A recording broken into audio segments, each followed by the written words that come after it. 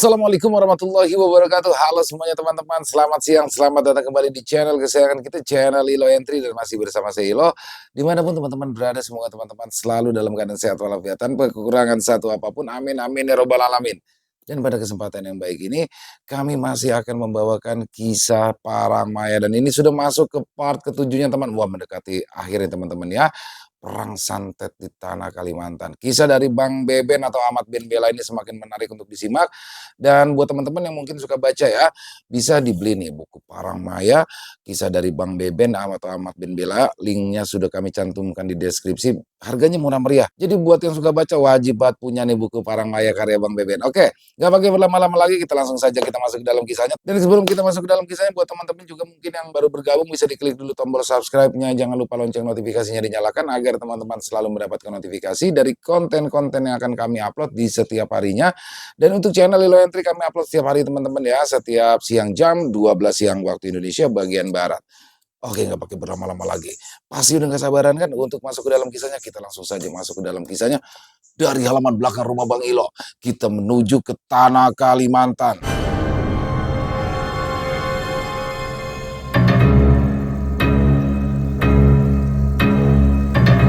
Perang santet di tanah Kalimantan. Parangmaya part 7.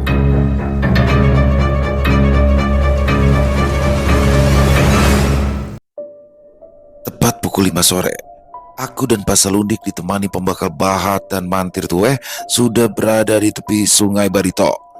Kami juga berhasil mendapatkan sebuah perahu jukung milik warga yang bersedia disewa untuk kepentingan ritual di tengah sungai. Ada pelampung, Mang? Tanyaku. Kalau mau, ada ban dalam yang bisa dijadikan pelampung. Biasa digunakan anakku. Sepertinya muat dengan badan pian, sahut pemilik jukung. Aku mengernyitkan dahi mendengar jawabannya. Aku ingin menolak, tapi Pak Salundik justru memaksa. Karena tidak ada pilihan, terpaksa aku kenakan pelampung ban dalam itu. Memang agak sesak, tapi lebih baik daripada tidak ada pelampung sama sekali. Apabila naik kelotok, aku tidak ada rasa khawatir. Namun kalau naik perahu jukung, entah kenapa aku benar-benar takut terjatuh ke sungai. Di langit, senja kuning kemerahan telah muncul, pertanda hari akan gelap. Sayup-sayup suara mengaji di masjid kecamatan terdengar berkumandang, menandakan sebentar lagi akan memasuki waktu sholat maghrib. Tidak jelas alasan Pak Salundik memaksaku untuk menemaninya melakukan ritual di tengah sungai. Katanya karena aku memiliki tanda kamiak, maka komunikasi dengan makhluk dari alam sebelah akan lebih mudah. Sementara kami mendayung jukung ke arah hulu, pembakal dan mantir menanti di teras lanting atau rumah apung milik Haji Badri. Sewaktu tadi mau berangkat, Haji Badri yang bersiap sholat maghrib di masjid terlihat heran dengan tingkah kami yang ganjil. Pak Hari, kenapa tidak tunggu setelah sholat maghrib saja? Lebih aman. Sarak-saru seperti ini, banyak makhluk halus berkeliaran, tegur Haji Badri. Kali ini masalah kami cukup berat, Pak Haji. Tidak ada pilihan. Ritual harus dilakukan tepat setelah azan maghrib selesai berkumandang, terang Pak Salundik sembari menghela nafas pendek. Haji Badri tak kuasa menahan. Walau ia nampak tidak setuju, dia hanya mengangguk dan membiarkan kami melanjutkan rencana yang telah disusun dengan matang. Aku di bagian depan agak kesulitan mendayung karena ban dalam yang melingkar di badan membuatku tidak leluasa bergerak. Aku hanya bertugas mendayung, sementara yang mengarahkan jukung adalah Pak Salundik yang duduk di buritan. Kami membawa jukung sangat hati-hati agar sesaji yang ditaruh di bagian tengah tidak terjatuh ke sungai. Perahu bergoyang-goyang diterpa arus deras, sementara langit semakin gelap dan gema azan maghrib sayup-sayup terdengar. Jantungku berdebar-debar melihat air sungai yang hampir sejajar dengan tinggi perahu jukung. Kutaksir hanya 2 jari dari bibir jukung, maka air akan masuk dan menenggelamkan perahu kecil ini ke dasar sungai.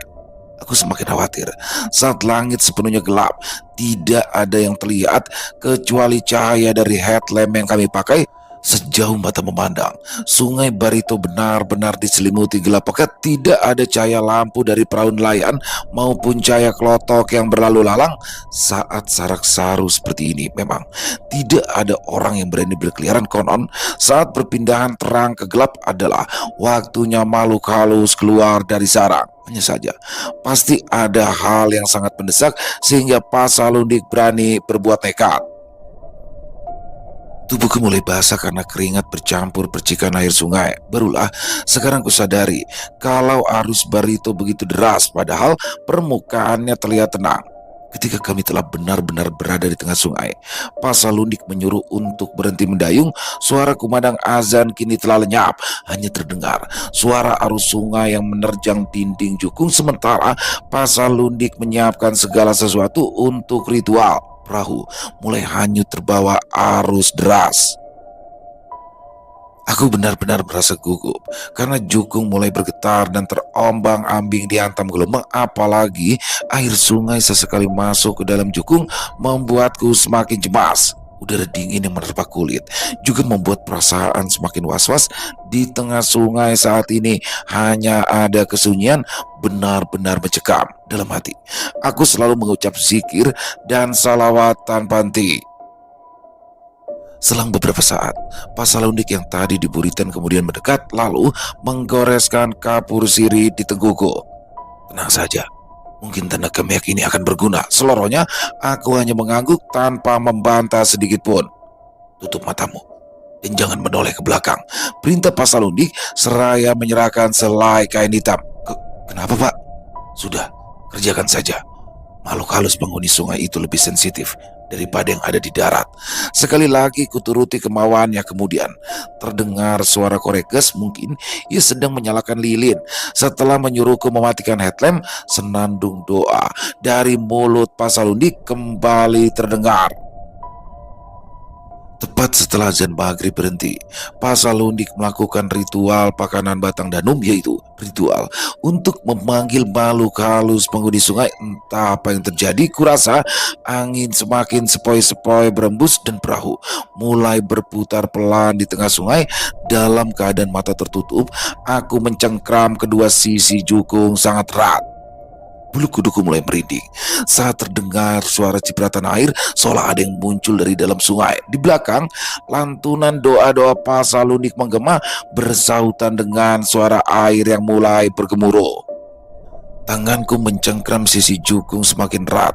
Ketika badan jukung mulai bergetar, gigiku bergemeretak karena badan jukung yang mulai miring ke kiri dan ke kanan seolah ada yang menggoyang dari dalam sungai. Aku semakin khawatir dan membaca surah-surah pendek dalam hati.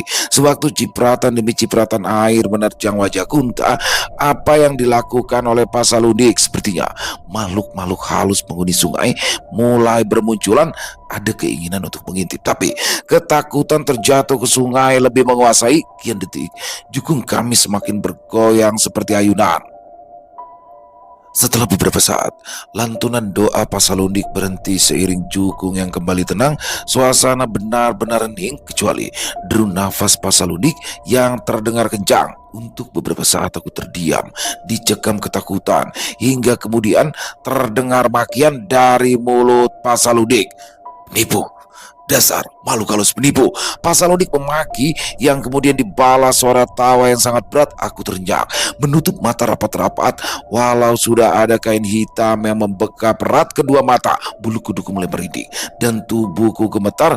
Suara makhluk itu benar-benar menciutkan nyali dan membuat jantungku deg-degan. Untuk sesaat, aku mematung dan tak bisa bergerak antara kaget dan takut mendengar suara tawa yang menggema.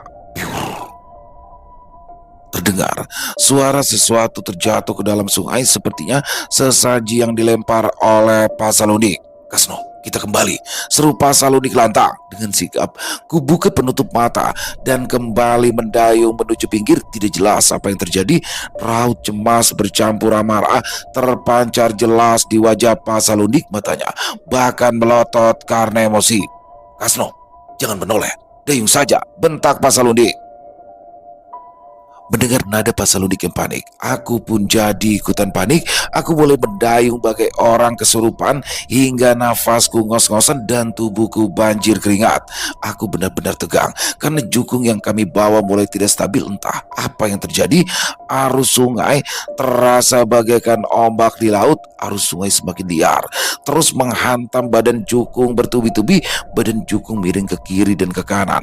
Hanya beberapa senti dari garis air.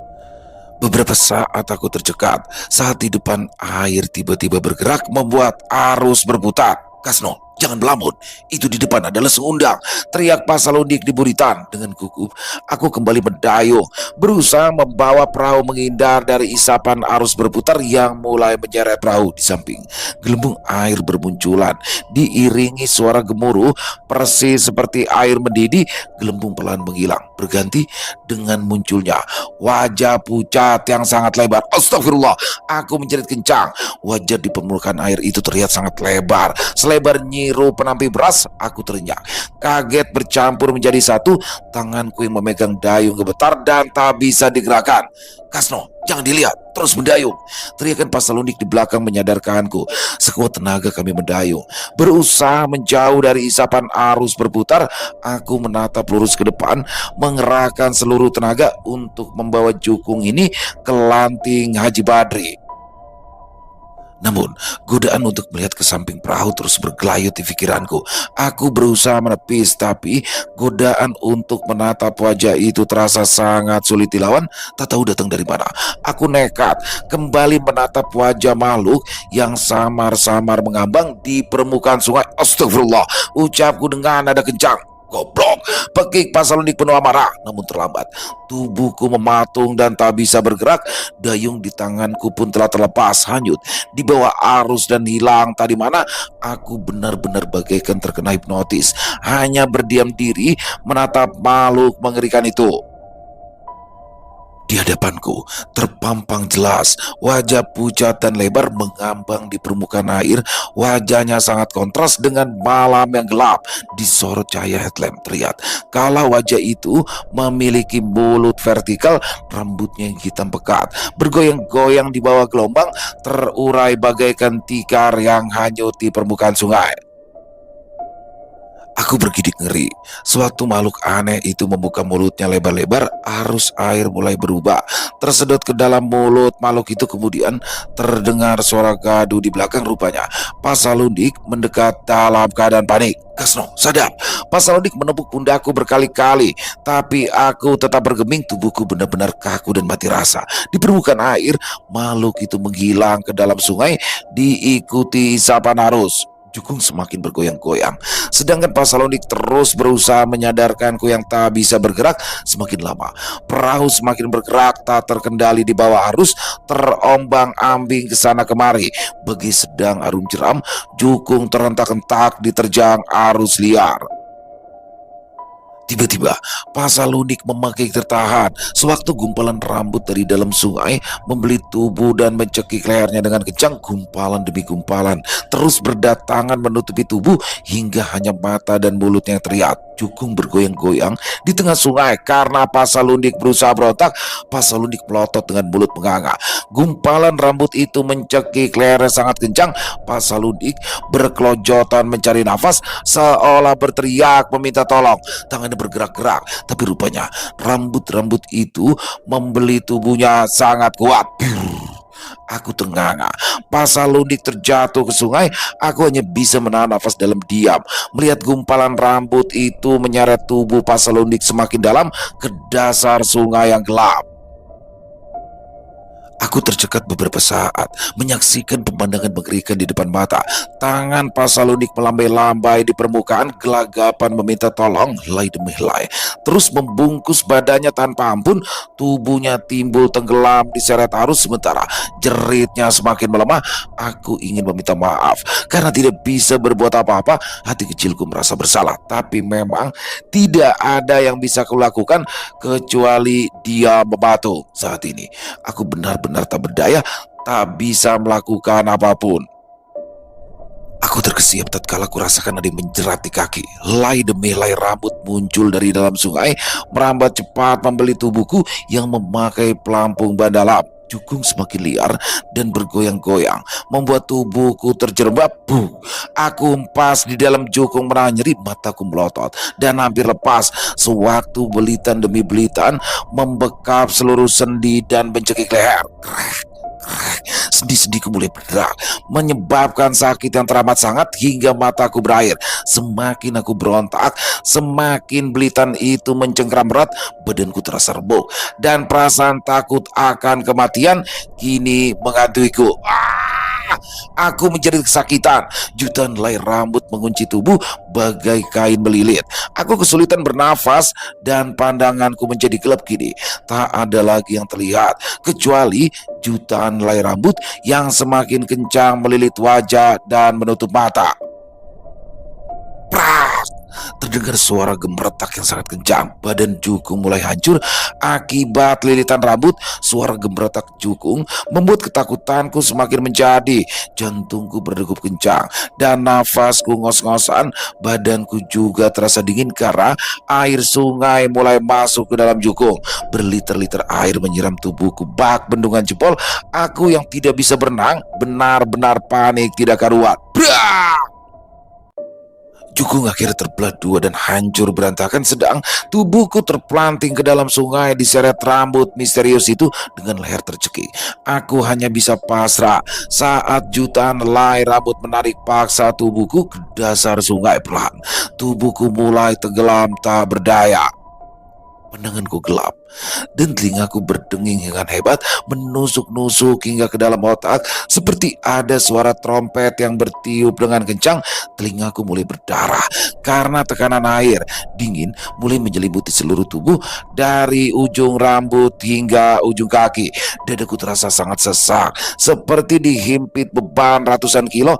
Nafasku tersedak dan mulutku mulai muntah darah sewaktu air mulai masuk ke dalam paru-paru.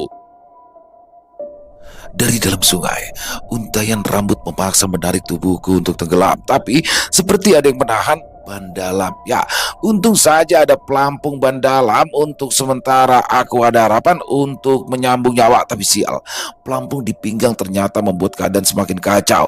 Aku hanyut terseret arus dengan kondisi terbalik. Kepala hingga pinggang berada di dalam air, sedangkan bagian kaki di permukaan. Keadaanku sangat tersiksa dengan kondisi yang semakin kritis. Hidungku terasa perih karena air yang masuk tanpa henti. Detik demi detik berlalu, terasa sangat lama. Tubuhku kian melemah dan mati rasa, terhempas ke sana kemari di bawah arus deras. Dalam keadaan setengah sadar, kulihat ada gadis kecil berenang mendekat di dalam sungai dengan wajah pucat. Gadis kecil itu tersenyum padaku. Ajeng, bagaimana mungkin? Adikku telah tewas 10 tahun lalu, tenggelam di Sungai Kahayan saat ikut aku memancing. Hingga kini jasadnya tidak pernah ditemukan. Mas, ikhlaskan aku, ucapnya lirih seraya terus mendekat. Tubuh gadis kecil itu mengambang dengan rambut yang terurai indah di dalam air. Dengan lembut, arwah adik bungsuku itu melepas helai demi helai jutaan rambut yang membelit. Mas, ikhlasun kulong ke, tuturnya dengan senyuman ramah. Tubuhku gemetar, air mataku mengalir. Ada rasa sesal yang belum hilang karena ulahku, adik bungsuku ini tewas tenggelam. Sampai sekarang aku belum bisa memaafkan diriku sendiri karena kecerobohanku. Adik kecilku itu tenggelam di sungai. Kami berdua terjatuh ke sungai sewaktu mendayung jukung di Sungai Kahayan. Waktu itu, jukung kami terbalik karena dihantam gelombang speedboat yang lewat. Ajeng menjerit meminta tolong, tapi rasa takut tenggelam menyelimutiku. Ku biarkan dia tenggelam diseret arus, sedangkan aku mencengkram erat badan jukung yang tertelungkup di permukaan sungai. Aku hanya bisa menangis sembari berteriak-teriak memanggil namanya, tapi tetap saja sia-sia. Di depan mataku, tubuh mungil si bungsu perlahan menghilang ke dasar sungai. Aku menjerit sejadinya, bagai orang kesurupan mengutuki diri sendiri karena ketakutanku. Ajeng tewas tenggelam dan jasadnya tidak pernah ditemukan. Sifat pengecut yang kusesali hingga sekarang. Rasa bersalah pun terus menghantui dan membuatku trauma akan sungai hingga sekarang. Ajeng, Maafkan Mas Jeng, sahutku terisak. Adik kecilku itu hanya tersenyum, lalu mengangguk, lantas merengkuh tubuhku dan membawaku ke permukaan. Aku gelagapan, mencari udara. Sewaktu kepalaku menyembul di atas air, teriakan panik datang silih berganti. Seiring sepasang tangan menarik tubuhku ke dalam kelotok. Bruk! Tubuhku terbanting di dalam kelotok dengan cahaya senter yang menyilaukan mata menyoroti wajah. Seketika aku menggigit bibir menahan dingin.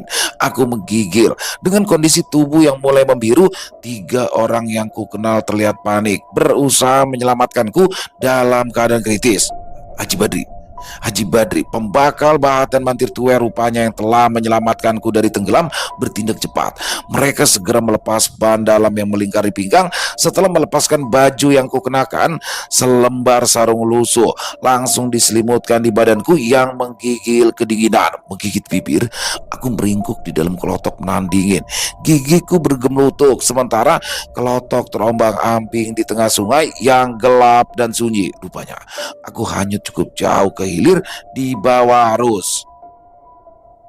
Haji Badri menyuruhku untuk tetap beristirahat dan tidak banyak bergerak. Jaket yang ia kenakan ia lepas dan menyuruhku untuk mengenakannya. Di sudut kelotok, Pasalundik terduduk dengan pandangan nanar.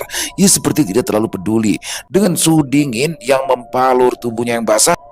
Aku tidak bisa menduga apa yang ia pikirkan, tapi jelas sekali dia tampak kebingungan dengan segala apa yang terjadi.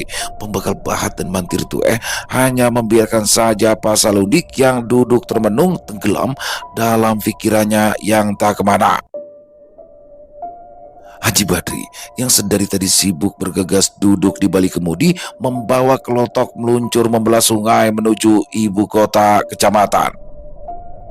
Malam semakin larut, udara semakin dingin, kelotok berguncang-guncang membelah arus sungai Barito yang terlihat tenang tetapi ganas, mengenakan jaket dan memakai sarung. Aku meringkuk di dalam badan kelotok menghindari terpaan angin yang menusuk tulang. Tidak kukira Sang Hyang akan meninggalkanku. Ucapan Pasalundik yang penuh keputusasaan membuat semua orang terdiam. Nada suaranya terdengar getir, menyiratkan sakit hati yang mendalam. Pembekal Bahat dan Patue tidak menjawab apapun. Mereka berdua hanya termenung, tidak bisa merespon atau memberi motivasi kepada Pasalundik yang masih terguncang.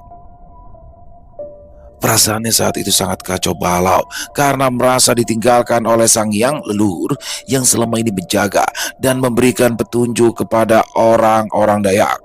Masih berusaha menahan dingin yang menusuk hingga ke tulang, aku mencuri dengar tentang apa yang disampaikan oleh Pasalundik.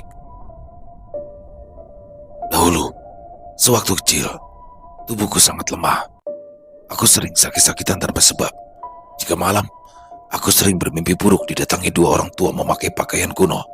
Mereka hanya menatapku yang terbaring tak berdaya, lalu menghilang di balik tembok kamar. Kadang, aku melihat arwah tetangga yang baru meninggal mendatangi keluarganya yang tengah berduka. Aku kerap menangis ketakutan melihat arwah-arwah orang mati berkeliaran. Beberapa di antara mereka bahkan mengajakku bicara, menitipkan pesan pada keluarga yang ditinggalkan. Orang tuaku hanya bisa pasrah, tanpa tahu harus berbuat apa-apa. Selama bertahun-tahun, keadaan ini menghantui hingga aku menjadi terbiasa. Ketika aku menginjak bangku SMA di ibu kota kabupaten, aku kerap ditindas karena dianggap tidak waras. Aku sering bicara atau tertawa sendiri. Karena itu, aku dibenci oleh anak-anak sebayaku. Keadaanku menjadi normal selepas lulus SMA. Suatu ketika, seorang kakek tua yang tinggal bertahun-tahun di hutan mendatangi kediaman orang tuaku. Dia membawa seekor babi hutan muda dan 2 ekor ayam jantan di tas punggung yang terbuat dari rotan.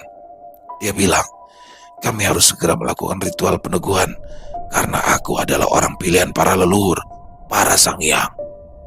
Orang tuaku yang awalnya tidak percaya dan kebingungan tersentak dengan segala kenyataan yang disampaikan oleh kakek misterius itu. Apa yang diucapkan kakek itu, semuanya persis dengan keadaan yang aku alami. Pasalundik terdiam sejenak, mengatur nafasnya yang tersengal. Pembakal, Pamantir dan Najib Badri menyimak dengan serius kata demi kata yang diucapkan oleh Pasalundik. Tidak ada seorang pun di antara mereka yang berani bertanya ataupun menyela hingga Pasalundik kembali bercerita. Setelah dilakukan ritual, seketika segala beban yang menghimpit dadaku rasanya lepas begitu saja. Aku merasa seperti baru dilahirkan. Aku juga tidak lagi melihat arwah orang-orang mati yang kadang datang menghampiri. Kata kakek itu, aku mendapat kepercayaan untuk menjaga orang-orang kampung yang butuh pertolongan. Tanpa belajar, aku bisa mengetahui berbagai ritual, doa ataupun mantra yang diperlukan. Sejak itu hingga sekarang, aku mulai membantu orang-orang yang sakit, diganggu hantu atau terkena guna-guna. Para sang hyang meminjam tubuhku untuk menyampaikan pesan ranjing Atala, langit, Tuhan Yang Maha Esa, sedangkan aku hanyalah manusia biasa yang tidak memiliki kekuatan apapun. Selama berpuluh tahun, aku hidup dengan anugerah para leluhur. Namun sekarang, Pasalundik terdiam, tak sanggup lagi berkata-kata karena rasa sedih yang mendalam. Ia menunduk lesu dan menggeleng beberapa kali. Dadanya kebang-kebis. Dengan suara nafas putus-putus, semua orang terdiam, ikut merasakan perasaan Pasalundik yang telah ditinggalkan Sang Hyang. Namun sekarang, entah kenapa Sang Hyang meninggalkanku, membiarkan anak-anakku menderita terkena parang maya kuno yang ganas. Lanjut Pasalundik dengan nada bergetar. Suasana kembali hening, kecuali bising mesin klotok yang menderu-deru di tengah malam buta. Mungkin kau salah membaca pertanda, timpal Haji Badri di balik kemudi. Pasalundik sekonyong-konyong mendongak, menatap Haji Badri yang sedang fokus dengan kemudi klotok. Pembakal Pahat dan Mantir Tuai juga menoleh ke arah Pak Haji meminta penjelasan. Sadar, ketiga orang itu menanti penjelasannya. Haji Badri justru menatap mereka satu persatu, lalu berucap, sekitar setengah tahun lalu, ada mayat seorang nenek tua yang ditemukan mengapung di sungai ini. Tubuhnya ditemukan dalam keadaan aneh, seperti bukan orang tenggelam. Tubuhnya ditemukan seperti kondisi yang hangus terbakar dimakan api, menghitam, penuh luka bakar. Sungguh ganjil, orang itu tenggelam, tapi tubuhnya hangus seperti korban kebakaran. Pihak kepolisian dan puskesmas juga bingung. Nenek tua itu dipastikan tewas tenggelam, tapi mereka tidak bisa menjelaskan bagaimana ia terbakar. Pasalundik tersentak hingga tanpa sadar mulutnya ternganga. Pembakal dan pemantir juga terlihat kaget. Mereka menggeser tempat duduk agar lebih dekat dengan Haji Badri. Haji, apa kau yakin? Selidik Pasalundik tidak percaya. Haji Badri mengangguk pelan. Aku sendiri yang memasukkan mayatnya ke dalam kantong jenazah. Aku rasa kalian tahu apa yang dilakukan oleh nenek tua itu, tutur Haji Badri sambil menatap mereka bergantian. Pasalundik tercenung beberapa saat. Pikirannya menerawang seperti memikirkan sesuatu yang pelik. Ya, aku tahu. Aku tidak menyangka akan ada orang senekat itu. Apalagi seorang nenek tua yang sudah hidup bertahun-tahun dan hanya menunggu kematian. Pastilah dia menyimpan dendam yang penuh amarah. Jelas Pasalundik khawatir. Mendadak aku teringat pada sosok nenek tua yang menghantuiku beberapa waktu lalu. Mungkin saja ada kaitannya dengan semua yang terjadi beberapa hari ini. Aku yang sedari tadi hanya mencuri dengar segera duduk dan bertanya, Pak, sebenarnya apa yang terjadi dengan nenek itu? 4 orang lelaki parubaya itu langsung menoleh ke arahku, membuatku semakin penasaran. Sumpah mayat, saut mereka hampir bersamaan. Aku hanya terbengong mendengar jawaban mereka. Di antara mereka berempat, sepertinya hanya aku yang baru mendengar adanya ritual sumpah mayat. Aku tidak tahu siapa namanya, tapi orang-orang memanggilnya Tambi Uban. Nenek malang itu katanya warga desa Sei Bahandang. Entah apa yang merasukinya untuk berbuat sinting. Pastilah ada dendam yang tak bisa ia tuntaskan jika dia masih hidup. Haji Badri menarik nafas panjang dengan kedua tangan yang terus memegang kemudi kelotok. Sesekali kelotok bergerak ke kiri dan ke kanan menghindari batang-batang kayu yang hanyut terbawa arus. Berdasarkan selentingan yang didengar, kata Haji Badri, si nenek Uban 3 hari sebelumnya terlihat gelisah di dermaga desa Seibahandang dengan membawa sesaji di dalam nyiru. Tambi Uban hanya duduk di sudut dermaga yang gelap dengan wajah yang tegang. Tepat tengah malam, Tambi Uban terlihat mendayung sebuah jukung ke tengah Sungai Barito. Salah seorang sopir klotok yang waktu itu tidur di dermaga hanya membiarkan saja Tambi Uban pergi ke tengah sungai. Tidak ada sedikit pun rasa curiga di benaknya, karena memang bukan hal aneh bila ada orang yang melakukan ritual tertentu di sungai, entah memberi makan buaya gaib peliharaan mereka atau hal lainnya. Namun ternyata malam itu adalah terakhir kali Tambi Uban terlihat masih hidup. Setelah itu dia dinyatakan hilang dan jasadnya ditemukan 3 hari kemudian dengan kondisi mengenaskan. Terima kasih Pak Haji. Rupanya memang aku yang salah membaca pertanda, dan sepertinya ada hal yang lebih rumit daripada sekedar barang maya yang harus kutuntaskan, ungkap Pak Salundik penuh keyakinan. 2 hari berlalu, aku telah kembali ke rumah dinas, sedangkan Bu Rama dan si suami polisi Rudi masih menetap di ibu kota kecamatan. Selama 2 malam berturut-turut, aku tidak mendapati gangguan. Sepertinya pagar gaib yang dipasang Pak Salundik cukup ampuh. Meski begitu, tetap saja rasa cemas masih menghantui, terutama saat mau ke kamar mandi. Aku bergidik melihat gantungan handuk yang kukira sosok hitam mengerikan. Keadaan Sarunai dan Agau juga semakin melemah. Pak Salundik pun tidak bisa berbuat banyak, karena kalau dipaksakan justru akan beresiko membuat mereka berdua kehilangan nyawa. Pagi hari pukul 6, aku telah siap-siap mengajar. Sewaktu membuka pintu, aku terlonjak mendapati Pak Salundik sudah berdiri di teras rumah. Kasno, kita harus ke Seibahandang pagi ini. Semakin sedikit yang tahu, semakin baik, seloroh Pak Salundik. Begitu saja aku tercekat beberapa detik, belum sepenuhnya menangkap arah pembicaraan Pak Salundik. Kasno, kau mendengar ucapanku? Iya Pak, sautku terbata. Kecuali kau tak peduli dengan Sarunai, aku akan berangkat sendiri. Iya Pak, kita berangkat sekarang juga, balasku tanpa ragu. Hari itu aku lagi-lagi tidak mengajar. Kelasku untuk sementara digantikan oleh guru lain. Tentu saja tidak ada yang berani membantah karena Pak Salundik adalah kepala sekolah.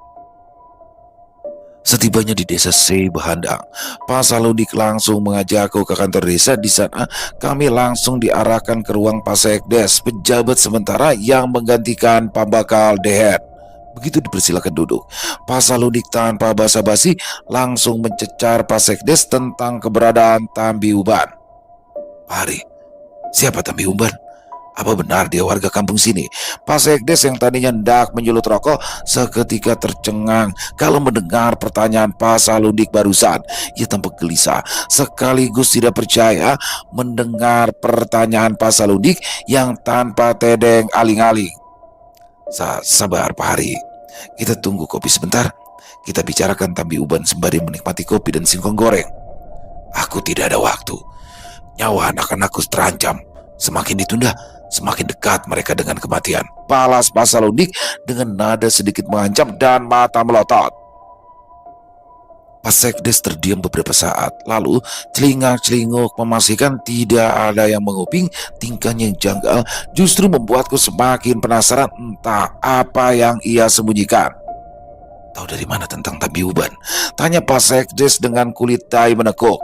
Setelah menarik nafas panjang, Pak Salundik lantas menceritakan apa yang disampaikan oleh Haji Badri tempo hari. Pak Sekdes terlihat manggut-manggut sebelum akhirnya buka suara. Memang, apa yang menimpa Tambi Uban sungguh malang. Kadang aku kasihan melihat nenek tua itu. Sepanjang hidup, kemalangan demi kemalangan, seolah tak mau lepas darinya. Pak Sekdes menerawang mengingat-ingat segala peristiwa yang dialami oleh Tambi Uban. 17 tahun yang lalu, anak, menantu dan suaminya tewas mengenaskan di Hulu Barito. Kelotok yang mereka tumpangi terbalik di tengah riam. Perlu berhari-hari hingga jasad mereka ditemukan. Hanyalah si bungsu Inge yang berhasil selamat. Tak bagaimana caranya gadis kecil itu bisa bertahan berhari-hari di pinggir sungai di tengah belantara. Pastilah karena kuasa Ranjing Hatala Langit. Tuhan Yang Maha Esa, Inge bisa hidup di tengah hutan angker penuh hantu dan binatang buas. Untuk sesaat, aku dan Pak Salundik terkesima mendengar penuturan Pak Sekdes yang menyayat hati. Sejak saat itu, si Inge dirawat oleh sang nenek si Tambi Uban. Berdua mereka hidup dalam kemiskinan dan keprihatinan, hanya mengandalkan ladang warisan sang kakek. Waktu berlalu, Inge tumbuh menjadi gadis jelita. Dia pun diterima bekerja di kantor desa, sewaktu Dehen menjadi pembakal, hingga peristiwa tragis menimpa gadis muda itu. Peristiwa tragis yang membuat Tambi Uban menjadi sengsara. Suasana hening langsung menyelimuti ruangan tatkala Pak Sekdes menghentikan kalimatnya. Pak Salundik yang penasaran tidak tahan untuk bertanya. Peristiwa tragis? Peristiwa tragis apa? Buru Pak Salundik tak sabar, bukannya menjawab. Pak Sekdes justru menatap kami bergantian, seolah sengaja membuat kami semakin penasaran. Setelah menghela nafas, Pak Sekdes akhirnya membuka mulut. Inge bunuh diri. Hah, ujarku dan Pak Salundik hampir bersamaan. Pak Sekdes mengangguk. Dia ditemukan gantung diri di pohon nangka di samping pondok mereka. Tambi Uban waktu itu menangis berhari-hari. Hatinya remuk. Siapapun yang melihat keadaannya pastilah menitikan air mata. Nenek malang itu selalu saja dikelilingi kematian yang memilukan hati. Ruangan Pak Sekdes kembali hening. Aku dan Pak Salundik juga bungkam, sulit percaya dengan apa yang kami dengar. Pak, kenapa dia bunuh diri? Aku akhirnya bertanya karena penasaran. Pak Sekdes tiba-tiba berdiri menuju pintu. Dia menjulurkan kepala, memastikan pegawai kantor desa sedang bekerja di tempatnya masing-masing. Aku dan Pak Salundik hanya saling lirik melihat perilakunya yang ganjil. Setelah yakin tidak ada yang mencuri dengar, Pak Sekdes kembali dengan raut wajah gelisah. Dia menarik nafas dalam-dalam, lantas mencondongkan badan. Ukar, ungkap Sekdes tengah berbisik. Aku dan Pak Salundik tersentak di tempat duduk. Lebih-lebih Pak Salundik, matanya yang sipit bagai orang Cina seketika membesar. Ukar, buru Pak Salundik.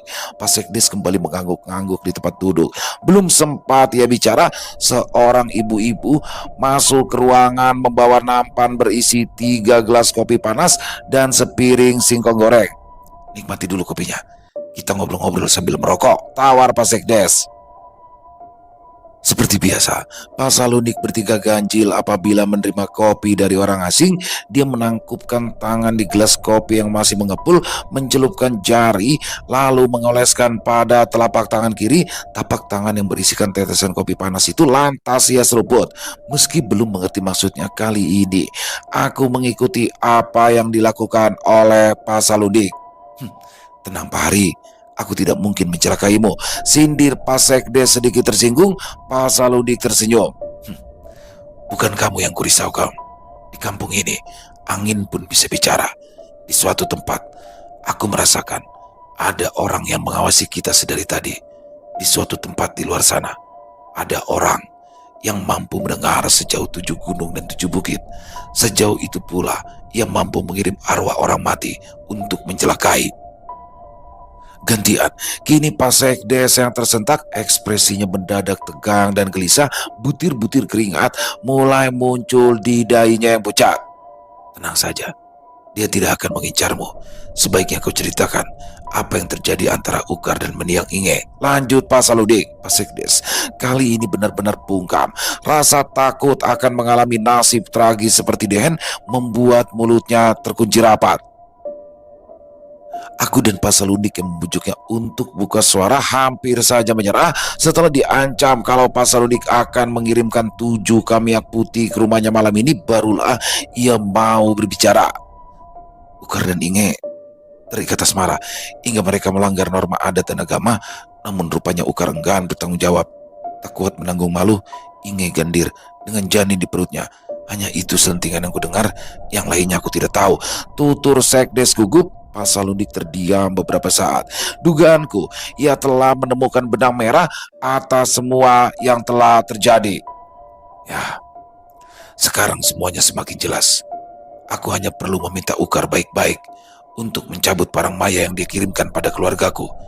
Panah berantai hanya bisa dicabut oleh yang mengirim. Hanya saja, masih ada satu pertanyaan. Kenapa Kamiak Tambi Uban hendak mencelakai Kasno? Selain itu, apa maksudnya adat diisi Janji dilabuh. Pak Sekdes menggeleng-gelengkan kepala, tidak memahami maksud Pak Salundik. Jujur, aku juga penasaran dengan apa yang disampaikan oleh Pak Salundik. Pak Sekdes, bisakah kau antarkan kami ke Pondok Tambi Uban? Mungkin ada sesuatu yang bisa ketemukan di sana. Lanjut Pak Salundik. Setelah menimbang-nimbang, Pak Sekdes mengangguk sembari berucap, baiklah, ku antar kalian ke sana. Semoga masalah ini cepat selesai. Mengendarai 2 buah sepeda motor, kami bergerak ke arah hulu desa menuju Pondok Tambi Uban yang ada di tengah hutan. Pak Salundik berboncengan dengan Pak Sekdes, sedangkan aku berboncengan dengan salah satu staf kantor desa. Lelaki di depanku ini tampaknya seorang pendiam. Saat ku ajak bicara, dia hanya menjawab seadanya. Kuperkirakan usianya sekitar 35 tahunan. Karena ia enggan bicara sepanjang perjalanan, kami hanya saling diam. 20 menit berlalu.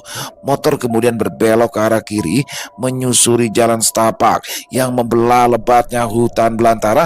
Suara-suara burung, serangga dan monyet langsung terdengar riuh menyambut kehadiran kami. Selang beberapa saat, di hadapan kami terhampar sebuah ladang yang tidak terurus. Ilalang dan belukar tumbuh liar di antara pohon singkong dan sayuran yang tidak terawat. Di ujung ladang berdiri sebuah pondok reot yang hampir roboh. Sekilas, pondok itu lebih layak dijadikan kandang babi ketimbang tempat manusia tinggal dan menetap. Setelah memarkir motor di bawah pohon karet, kami melangkah menuju Pondok Tambi Uban dengan hati-hati. Bukan hanya belukar berduri, di tempat seperti ini banyak ular dan serangga yang berbahaya. Entah apa yang sebenarnya dicari oleh Pak Salundik. Aku hanya ikut-ikutan saja kemari, namun begitu dekat dengan pondok, sesuatu yang janggal langsung bisa kami rasakan. Detik itu juga pondok ini mengeluarkan aroma busuk yang sangat menyengat, lebih busuk daripada aroma bangkai tikus atau ikan busuk. Staf desa yang tadi kubonceng tergesa berlari ke salah satu batang pohon, membungkukkan badan dan memuntahkan isi perutnya. Melihat yang buta, aku jadi ikut-ikutan merasa mual. Tanpa pikir panjang, aku segera mengeluarkan isi perut di atas rerumputan di samping Pondok Tambi Uban. Aku muntah berkali-kali hingga tenagaku terkuras, mataku bahkan sampai berair dan hidungku mengeluarkan ingus. Setelah agak mendingan, aku bergegas bangkit menyusul Pak Salundik dan Sekdes ke belakang pondok. Sembari menutup hidung menggunakan kerah baju, aku melangkah terhuyung-huyung menyusul mereka berdua. Mendadak, aku terkesiap demi melihat Pak Salundik dan Pak Sekdes yang hanya berdiri mematung di depan pohon nangka. Mereka hanya berdiam diri sambil memencet hidung. Rasa mualku semakin menyadari apa yang mereka saksikan. Ya, di depan kami ada sosok mayat yang tergantung kaku, menggunakan sarung lusuh menjerat leher. Tubuhnya membiru dirubung lalat dengan mata melotot dan lidah terjulur. Di pohon nangka yang telah tua dimakan usia, seorang pemuda memutuskan mengakhiri hidup dengan cara yang tragis. Pemuda itu adalah Ukar. Tepat tengah hari, sekitar pukul 12 yang lewat beberapa menit, desa Sebahandang geger. Kabar kematian Ukar yang gandir segera menyebar dari mulut ke mulut, menyeruak ke segala penjuru kampung. Ibu-ibu, para bapak, bahkan anak-anak turut bergunjing. Ceritanya tentu saja ditambah-tambahkan daripada keadaan sebenarnya. Ladang terbengkalai yang berada di dalam hutan kini dipenuhi oleh warga yang penasaran akan berita kematian dari adik ipar Gerson tersebut. Polisi dan tentara yang dibantu warga tampak sibuk menurunkan jasad Ukar yang telah mengeluarkan bau tak sedap. Ibunya Ukar berusaha tegar melihat jasad sang anak yang mati tidak wajar. Dia menggenggam erat jemari anak perempuannya, istrinya Gerson. Dengan mata berkaca-kaca, nenek renta itu menyandarkan kepala di bahu anak perempuannya. Rambutnya yang sebagian memutih tergerai acak-acakan, bergoyang pelan tertiup angin. Matanya yang mulai rabun telah sembab dengan air mata. Rupanya, kemalangan demi kemalangan terus menimpa mertuanya si Gerson di rumah. Cucu kesayangannya dipasung bak orang gila 2 bulan lalu. Sang suami meninggal dunia karena penyakit misterius dan kini anak lelakinya tewas dengan cara gadir. Sungguh suatu kesialan hidup yang tidak ingin dilalui oleh siapa saja. Begitu jasad Ukar diletakkan di atas tanah, sang ibu berhambur memeluk jasad anaknya. Siang itu, suasana haru langsung menyelimuti sekitar pondok Tambi Uban. Tidak dihiraukan lagi bau busuk yang menyengat. Tangis sang ibu seketika meledak. Ibunya Ukar menangis meraung-raung bagai orang gila. Tangisannya sungguh menyayat hati, membuat siapapun yang mendengar turut larut dalam duka. Ia rebah di atas dada Ukar yang terbujur kaku membiru kehitaman. Tubuh kurus wanita tua itu mulai kejang-kejang sementara air mata terurai tanpa henti. Anak perempuannya, kakaknya Ukar, memeluk erat si ibu agar dia tenang, namun percuma. Keduanya justru semakin terisak karena duka yang mendalam. Ibu dan anak berpelukan dengan cucuran air mata. Tubuh mereka berguncang-guncang karena sesungguhnya warga yang merasa kasihan berusaha menenangkan meski tiada hasil. Tidak jauh dari situ, Gerson duduk bersimpunan menahan Ishak. Tubuhnya gemetar dengan air mata mengalir deras di pipi.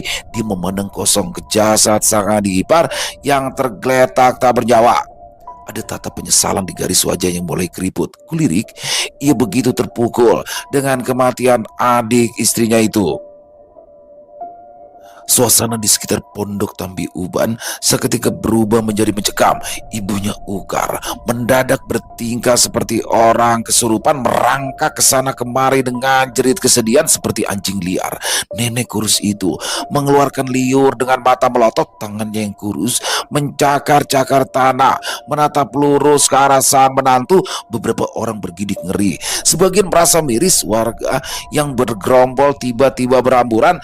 Jeritan panik dan ketakutan segera menggema sewaktu ibunya Ukar tiba-tiba saja menerkam Gerson dengan penuh amarah. Semua salahmu, semua salahmu. Warga mulai riuh melihat pergulatan mertua dan menantu. Ibunda Ukar memukul-mukul dada Gerson sambil terus menangis kencang. Suaranya melengking, tatapannya nyalang. Wanita malang itu benar-benar telah gelap mata. Dicakar-cakarnya wajah Gerson penuh kebencian. Sang menantu hanya pasrah, tersungkur di atas tanah. Pukulan dan cakaran dari ibu mertua menghantam wajahnya bertubi-tubi. Gerson bergeming. Dibiarkannya ibu mertuanya menuntaskan amarah dan kesedihan meski bibirnya pecah dan hidungnya mengeluarkan darah. Baju kaos yang ia kenakan telah robek, terkena goresan kuku tajam sang ibu mertua. Warga pun kembali gaduh, berusaha menyelamatkan Gerson dari kebrutalan ibu mertua. Setelah 5 orang mencengkram lengan dan tubuhnya, ibu mertuanya Gerson langsung kejang-kejang sebelum akhirnya hilang kesadaran. Istrinya Gerson berlari kencang dengan air mata berlinang, lalu merangkul tubuh ibunya yang tergeletak pingsan. Ia menangis sejadi-jadinya hingga suaranya nyaris tak terdengar lagi. Aku dan Pak Salundik hanya menyaksikan semua peristiwa itu dengan melongo. Begitu pula polisi dan warga lainnya. Ada satu pertanyaan di benakku, entah kenapa ibunya Ukar seperti menyalahkan menantunya sendiri atas kematian si buah hati. Petugas telah selesai memasang garis polisi di sekitaran tempat Ukar ditemukan Gandir. Bisik-bisik miring di kalangan warga siang itu mulai beredar. Seolah tak punya empati kepada keluarga korban, berbagai selentingan tidak enak tentang kematian Ukar mulai terdengar. Pasti si Ukar kena salu Tambi Uban, kena kutuk. Bukan, itu pasti ada hubungannya dengan Gerson. Kau lihat tadi kan, tadi mertuanya justru menyerang Gerson. Itu pasti ulahnya. Bisik-bisik tak jelas dari mulut warga kian tak terkendali, seperti ikan saluang berebut ludah. Suara-suara biring baru berhenti sewaktu Pak Sekdes membentak dengan mata melotot dan tangan terkepal. Pak Sekdes memarahi warga yang bergosip tak jelas. Dasar tak punya hati. Orang sedang berduka, kalian malah bergosip. Bubar!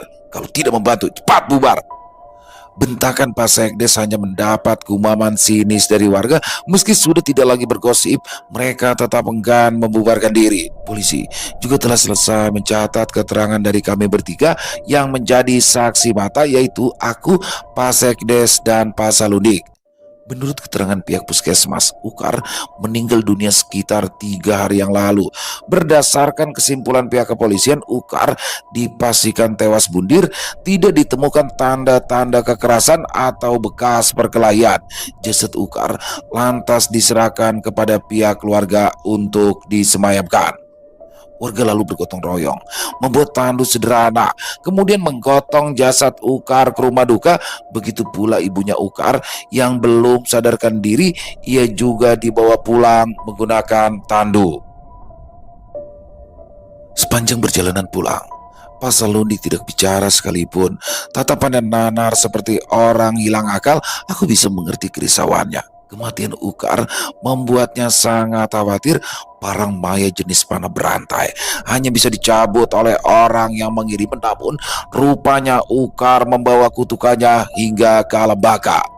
Dugaanku, entah bagaimana caranya, Ukar sengaja mengirim parang maya untuk mencelakai Pak Saludik dan anak-anaknya. Alasannya mungkin karena Pak Saludik telah menggagalkan rencananya, atau Pak Saludik sejak awal telah mengetahui rencana busuk si Ukar dengan memanfaatkan Bawi. Si Ukar meminta Pak Saludik untuk mencelakai si Dehen, pambakal terpilih. Semuanya seakan menjadi jelas sewaktu Pak Saludik bersikap hati-hati ketika pertama kali ia menginjakan kaki di rumah Pak Gerson. Tingkah ganjila tempo hari rupanya punya alasan, namun masih ada benang kusut yang sulit kurai. Apa yang sebenarnya terjadi dengan Bawi, dan kenapa kami Edan itu mengincarku? Semakin dipikir semakin kepalaku pening. Waktu terus bergulir. Tidak terasa, 3 hari telah berlalu sejak kematian Ukar.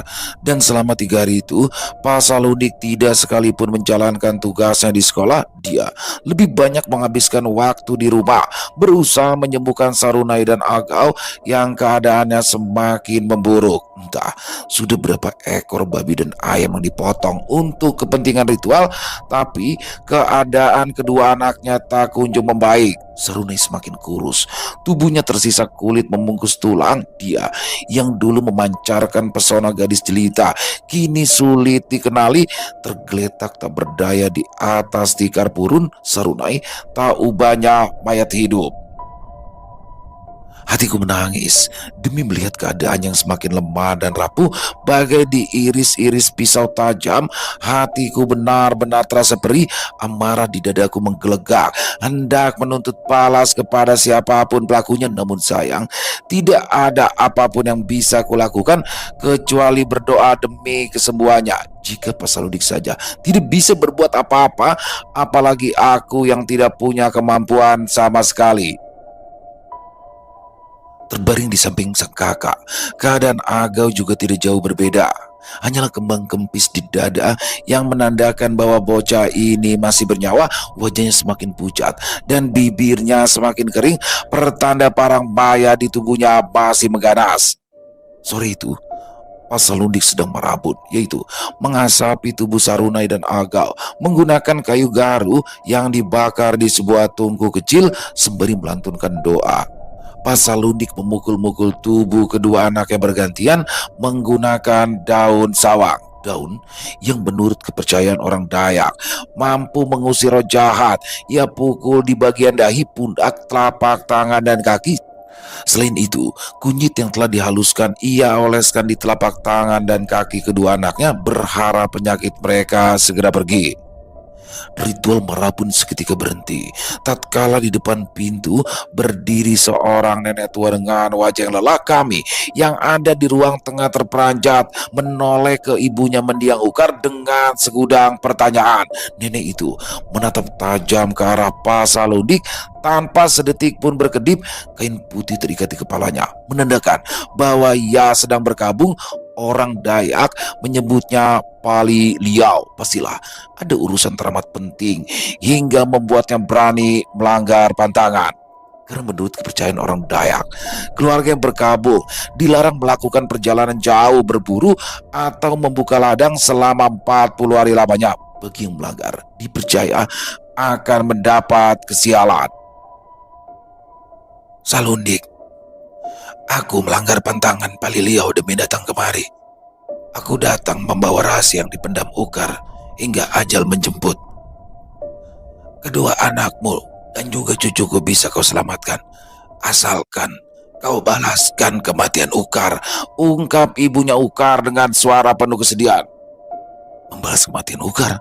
Tanya Pak Salundik heran. Masih berdiri di depan pintu, si nenek mengangguk pelan. Ada tisi, janji dilabuh, dah dibalas dah, nyawa dibalas nyawa. Lanjut ibunya Ukar.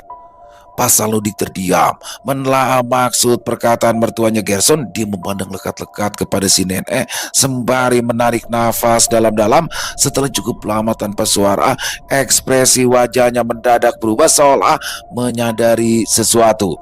Ada rasa bersalah sekaligus amarah yang terpancar di sana.